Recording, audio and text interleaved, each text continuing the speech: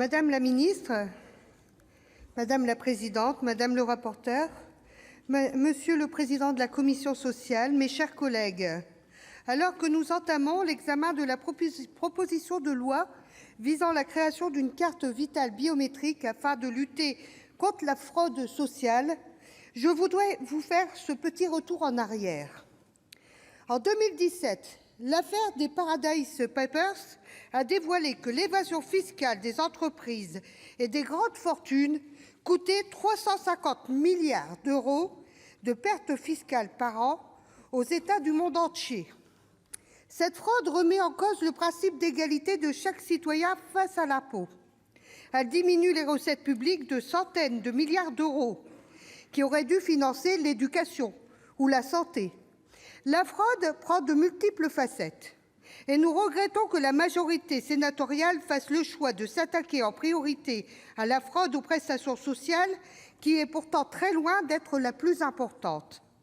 Mi-septembre, le rapport d'information de la commission des affaires sociales a estimé la fraude documentaire entre 117 et 138,6 millions d'euros.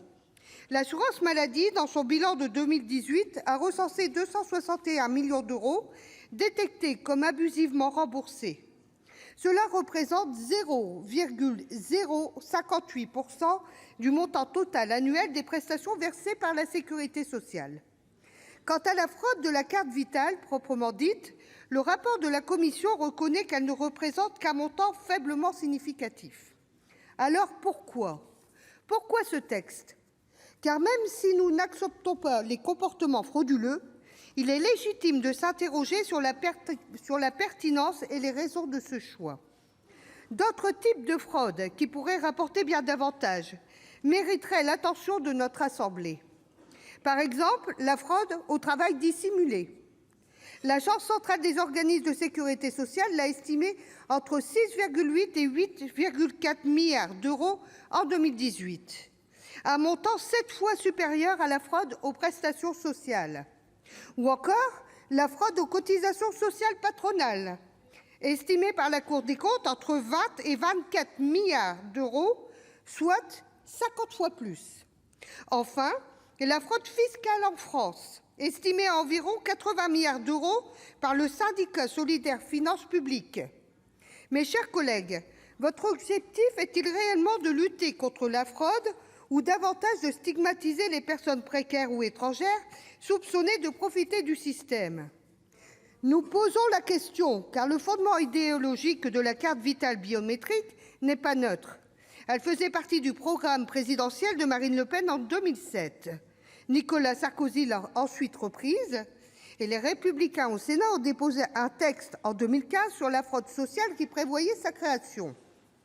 Les députés l'ont rejetée à l'époque, la jugeant coûteuse et ardue à appliquer en raison du renouvellement du stock de cartes et de la mise en place des mécanismes de recueil et de contrôle des éléments biométriques.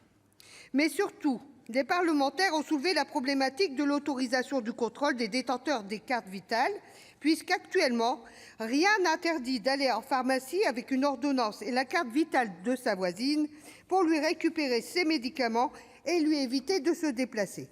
Ces motifs restent tout à fait valables. Et sans doute ont-ils motivé la décision de réduire l'application de ce texte à une expérimentation limitée dans le temps et à quelques caisses de sécurité sociale. Alors que les politiques de santé des dernières années cherchent à réduire le temps administratif des médecins, vous pouvez leur demander de contrôler les informations de la carte Vitale. D'autant que si vous voulez vous attaquer à la fraude à la sécurité sociale, il faudrait également regarder du côté de certains professionnels de santé. Toujours selon les chiffres de l'assurance maladie de 2018, 47% de la fraude provient des offreurs de soins et de services, 30% des établissements et seulement 23% des assurés sociaux. Il est dommage que vous ne prévoyiez aucune sanction à leur encontre.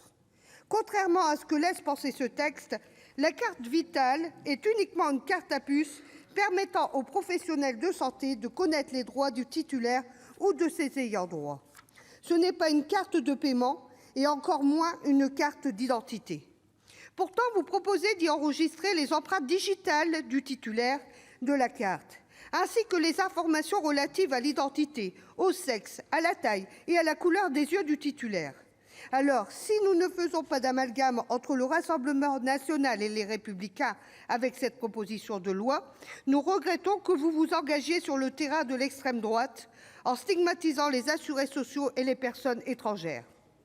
Les futures échéances électorales ne sauraient justifier le renforcement d'idées populistes et xénophobes bien trop présentes actuellement dans notre pays.